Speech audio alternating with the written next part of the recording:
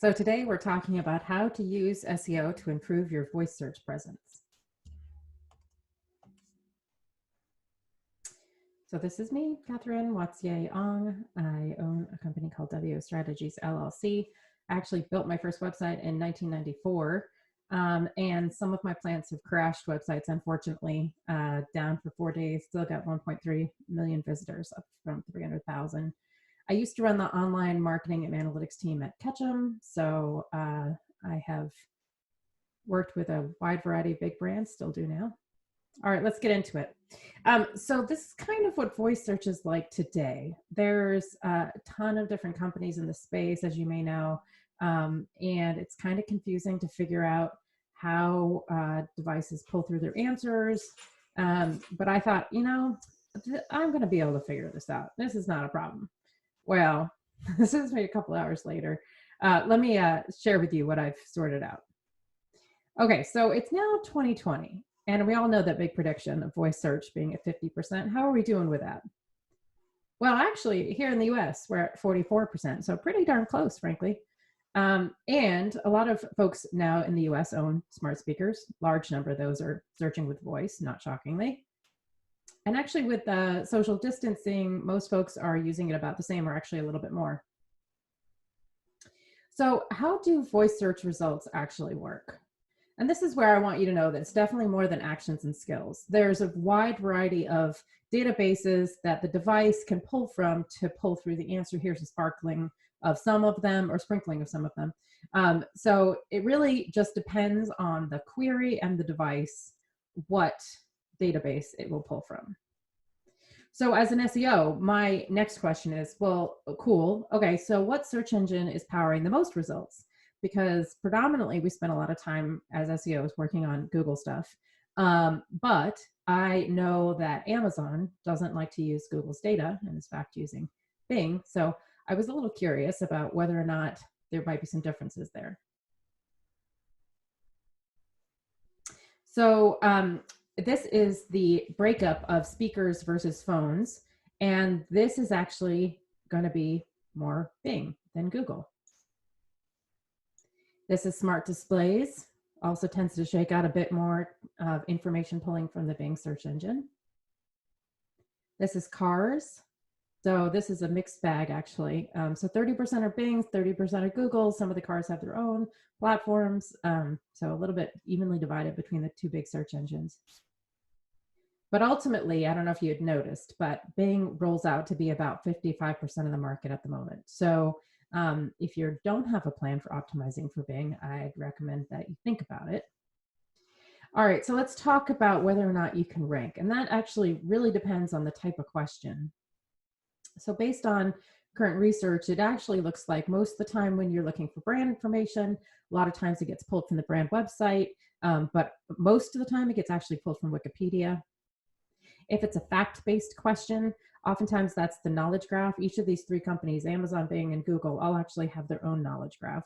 But it will pull from the knowledge graph, and you may or may not be able to influence that. If it's news related, it's going to be pulling from the search engine's news algorithm.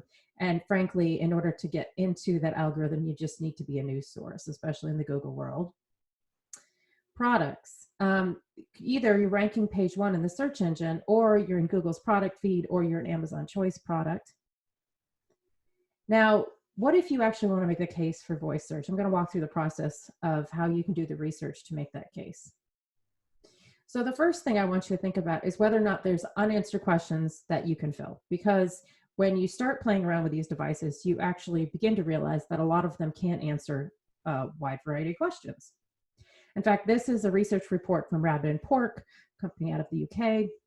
And they actually asked the devices wide range of questions and then sort of mapped the data based on industry. So if you notice at the top, transport was mostly unanswered, tons of opportunity to fill. But if it was a restaurant related query, that's actually mostly handled and answered. You could also make the case based on whether or not you're currently getting voice search queries. Now, there's no report that you can use that definitively says that you're getting voice search queries. But if you look inside Google or Bing Webmaster Tools, it will show you the queries for which your website has appeared, if there's enough query volume in general. Now, this is from an actual client of mine. That's a pretty long query.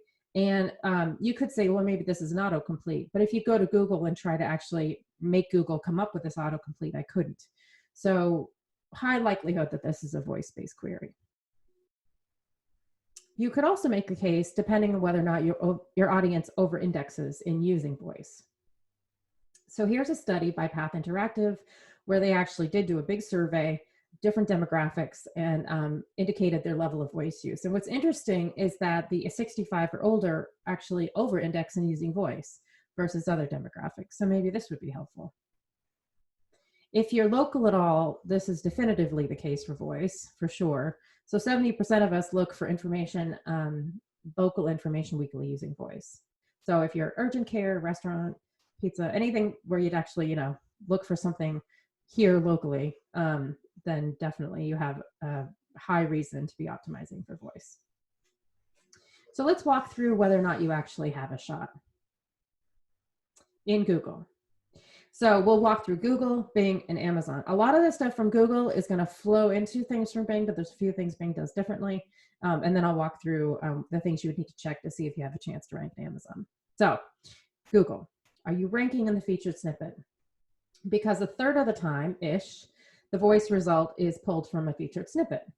So this is what a featured snippet looks like on screen, but then it will also be read back to you. You can check whether or not you're ranking for a featured snippet in your search tools. And if I'm not going to go through today because we don't have enough time, how to actually write for featured snippet, but I've got some resources here for you.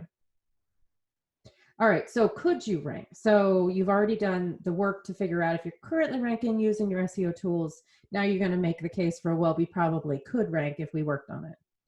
Okay, so the one caveat I want to make sure that you're paying attention to is currently in Google search for anything that's a YMYL site, your money or your life site, which is anything that impacts the health, happiness, safety, and well-being of the Google users, which is actually really broad. It could be, it's definitely medical, it's definitely legal, it's definitely financial, but it could also potentially be a hobby site that could impact your users' happiness. So wide variety there. But I do a lot of work in the healthcare space, particularly for those folks. You have to have a high level of expertise, authority, and trust. And frankly, it looks like Google has figured out what those sites are, because when I look at a wide variety of queries across a wide variety of health issues, I frankly see the same 10 or 12 sites ranking on the first page of Google. It doesn't look like there's much of an opportunity to break through at all. So you might want to check that before you sort of convince your boss that you could potentially rank for the voice query if it's a Google pulled through query. The second thing you want to check is whether or not your current content is matching the intent. This quote from VP of Marketing at Google, basically saying, in this current world, intent beats identity and immediacy trumps brand loyalty. So it's all about whether or not you're the perfect answer to somebody's burning question that's represented by their search query. And it's all about whether or not you load quickly. You also need to make sure that your content matches the format. There's like 24-ish types of featured snippets out there. There's a ton of different formats. And if you had done your research for how to cut your hair long bob, you would know that that's a video result. That's what's showing up in a featured snippet. So obviously, if you wrote a paragraph, you would not show up for this. So keep that in mind too. All right, fast. We just talked about fast load speed. So what kind of speed are we talking about? So right now, for the top voice queries, on desktop, it's 1.6 seconds, and on mobile, it's 1.10. So really fast to be that top result. If you're not sure how fast your page is currently loading, that one that you do want to have rank for a voice result, you can use the tools there on the right. That's the Chrome Lighthouse tool inside Dev Tools in Chrome. There's also the page speed tool, and GTmetrix is another one. And in fact, I have a bunch more. So I have a checklist for you because we're not going to go through today, particularly how to improve your page load speed, but really important for conversions and users and voice, it turns out. All right, is your brand in the knowledge graph? So each of these companies are building basically a computer version of the human brain by connecting entities together. They rely on a variety of sources to create this knowledge graph. They've been working on it for years. Google blatantly says that for voice results, they predominantly pull from the knowledge graph and then sometimes source from the web. So predominantly pull from the knowledge graph. Google in general is moving toward entity-based search, or frankly is already there, which is relying heavily on its knowledge graph in order to supply answers. So if this is all new to you, I'd recommend you read up on the knowledge graph. Now you could influence that for your SEO program and for voice. But a couple of tips. The first one is go ahead and add context to your content. Use schema.org. I'll talk a lot about that throughout the presentation about how important it is for voice in general. But if you mark up your content with schema.org, you can actually, in the code, put in that your book is a book with a taxonomy that all the search engines, literally all of them, understand, and that you are an author on the page and your name is Catherine Wattier-Ong, for instance. So it just adds context to your content. And then if you are listed in places that you know are being used in the knowledge graph, like Wikipedia, Wikidata, CIA Factbook, Glassdoor, there's a bunch of places. If you are mentioned there, you can actually link to that in your schema.org markup. It's called same as markup. And so you're helping the search engines, anybody who crawls that page, understand that you as a brand are also the same as you as a brand over on Wikipedia. So I'd recommend that you do that. Okay, more resources. So there's actually a search that this is a tool, doesn't require any knowledge of the API, but it does use the knowledge graph API, Google's. But you can go ahead and do a search of your brand using that tool, and you'll be able to see what your, how you're currently represented in Google's knowledge graph. And then when you are applying schema.org markup, I encourage you to use this free structured data testing tool to make sure you don't have any errors in the code, because it needs to be relatively error-free for it to work. Okay, what if you're a company that sells products? Well, are your products in Google? And honestly, that means having a product feed in the Google Merchant Center. What if you're local? If you're local here in the US, God bless you. the local SEO challenge is even higher than just a regular brand challenge. So you have to check the box on all the brand stuff, and then you need to do this additional stuff for local SEO. Really boils down to making sure that your name, address, and phone number is accurate everywhere your brand is mentioned on the web. No typos, no street, ST, STREET, literally needs to be exactly the same everywhere. Otherwise, there's confusion. There are these 4 big data aggregators, you can see in the graphic on the right, that really feed data into a lot of the other spots, the other databases here in the US. So making sure your information is accurate there. Also making sure that you have information in Google Maps, Google My Business, right? Bing Maps and Apple Maps. So Apple Maps power Siri's results, and Yelp powers some of the results. So those are the spots you would just need to check for local. There's a bunch of other things too, but that's the best place to get started. Okay, couple more tools. One is that there's actually a voice readiness tool. This is the only voice tool that I have found that will allow you to put in a query, and it will spit back a report of how the devices are presenting your information based on that query. Literally, I think the only tool right now that's super accurate on the market. It only works for local queries. So you need to put it in a business that's local, and then it will spit back the results for you. So go ahead and give that a try for local. Okay, and then the last bit that you might want to try is that you could potentially, if it's a spot where there's no answers, you could potentially fill the gap with a Google action.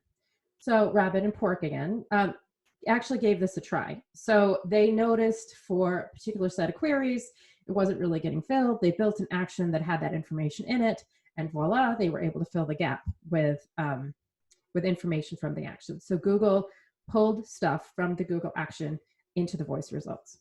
So worth a try, definitely worth testing. Okay, so let's talk about Bing. We just at the upfront talked about how Bing powers more of these devices than Google. So how do you know if you have a shot? So the same things apply, like feature snippets and page speed. Those all filter down, including making sure your local stuff is checked for Bing. But Bing's a little different. We'll walk through how it's different. One, they just have different featured snippets. They look completely different. So they have these featured snippets called intelligent answers. And you'll notice that this is basically a summary of information that they've pulled from 3 different sources. They also have multi-perspective answers. So depending on the query, they could give you a pro versus con kind of display like you're seeing here. They also could just now answer yes or no questions. Again, pulled through. This is what it looks like on screen, but this would be pulled through orally as well. So how would you be able to influence this? There's a couple things with Bing. But the big thing that's different is that when Bing crawls and indexes your information, turns out what it does is it adds content annotations on top. So it basically adds like a schema.org type markup to your content before it even sticks your content in the index. And that's how it can pull through summaries into that first intelligent answer that I just showed you. So as a competitive advantage, it would make a lot of sense for you to provide some content annotations already in your content. So the first thing I'd recommend you do is write for Fraggles. Yes, like Fraggle Rock. It's a SEO term. It was actually coined by Cindy Crum.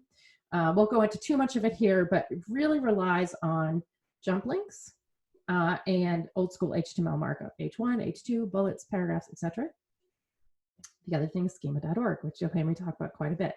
But if you have that in place, you've got a little bit of a competitive advantage when it comes to Bing potentially pulling your information through. Okay, resources. So there's a lot of other things that are unique to Bing, but instead of getting into it today, I'm just going to leave you with a couple of resources. I have a guide on Bing's feature snippets and a guide for how to optimize for voice search on Bing. All right, let's talk about Amazon Alexa and see if you have a shot in the Amazon world. So in the Amazon world, it really depends on the query. They have a lot of different sources they pull from to answer questions. So if it's local at all, they have a premier relationship with Yext. So it's just Yext. Sometimes, depending, it might be a little bit of Yelp. They also have this crowdsourced platform called Alexa Answers. I believe anybody can join. But sometimes the answer will be, this is the answer based on an Amazon user kind of response. That's where that's being pulled from. If it's products, it's Amazon Choice. If it's an information-based query, they rely on the Bing database. And caveat, possibly a skill. Now, I know you can definitely evoke a skill with the skills name. And there is a can fulfill intent request, where in theory you can add other queries that should trigger your skill. But I've also tested this and it doesn't work very well. So yes, sort of skills, but I think discovery of Alexa skills is still pretty limited compared to what's going on in the Google universe. Okay, again, not going to go into how you optimize your products for Alexa, but I do have a little checklist there for you. All right, so you've done all this work. You have justification. You think you have a shot of actually ranking. So how do you actually create a plan? Step one, conduct keyword research. You're going to need an SEO tool for this. Based on the jump shot data going away, I actually might recommend SEMrush as your keyword research tool of choice. There's a bunch of other ones out there. Some of them have less accurate data more recently than others. So that might be the one I might default to. But yeah, conduct keyword research around how people are currently searching. Then step two, unless it's that local search where you can use that one tool I've already shown you, you're really just gonna have to sit down and ask the devices and note what they have as responses. So you've got your home, you've got your Alexa, your daughter, whatever, and you're literally just sitting there and asking the question and writing down where it's getting pulled from. There's no faster way to do this. I know there's been a couple of tools in beta that I've played with, but they don't seem to be doing a great job. So I think this is literally your only option at the moment. And then what you have to do is create an optimization plan based on what you got read back to you. So if the query was no answer, then maybe you could fill the gap. If the query was a spot in the knowledge graph where you know you can improve something, maybe that's what it is. If the query you think really should have been pulling from your brand website, but it turns out your brand website doesn't have that information, there you go. Maybe that's where you pull it from. The other thing you can definitely do is improve your knowledge graph sources. So I'm trying to get all of my clients and everybody I talk to geared around this entity-based search.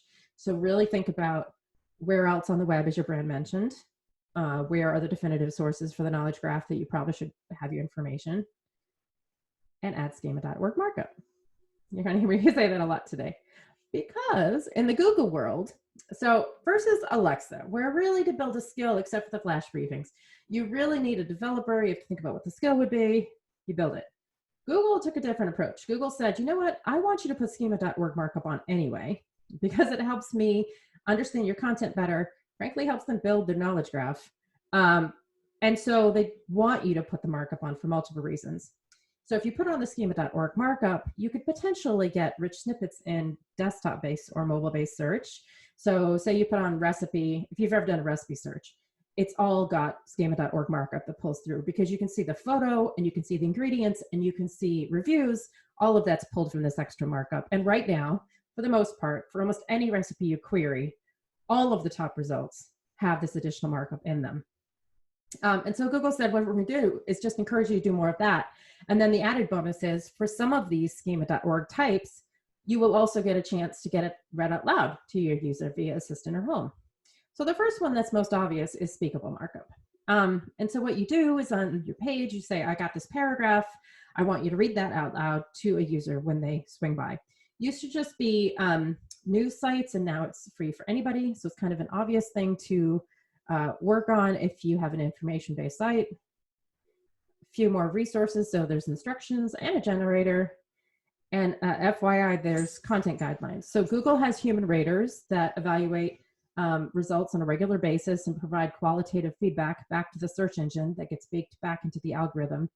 And so there's a huge guideline book about what written content should be like and what's high quality written content. So they also have sort of an addendum for audio content. So I'd recommend that you read that if you're creating something for audio for Google. How-to schema. So how-to schema markup visually would look like this on the right. Also would be read off to a user. But caveat, most of the time when I tried a bunch of queries, frankly, it resulted in YouTube results. So I kind of wonder where this is going. I think this is a little in flux. I wouldn't say don't do it, but I'm just saying, like, the format of how it's being displayed to users, I believe, is currently changing a little bit. And if you want to rank in search with a YouTube video, you need to have a high-performing YouTube channel. And 95% of the time, Google will pull through a YouTube video instead of a video from like Brightcove, unless you're a very high authority website. I have a couple clients that have Brightcove type things that are getting pulled through. Anyway, that's my caveat about video. Okay, and let me just give you, I just want to give you one example of what the schema.org markup looks like. So this is the structured data testing tool, which I mentioned earlier. And so you can see on the side that the schema.org is actually somewhat readable if you're a non-developer. And you can see right here that the potential action, the type is a search action. So that's, you can see the schema.org markup for this how-to action schema. This is how to tie a tie and why it's getting pulled through. Okay, a couple more resources. So there's the instructions, there's a generator. Okay, FAQ schema markup. So this also results in an audio response being read back. On screen, it looks like this. Here is the instructions. There's the generator. And this is brand new. So this is Google's additional foray, I guess, into recipes.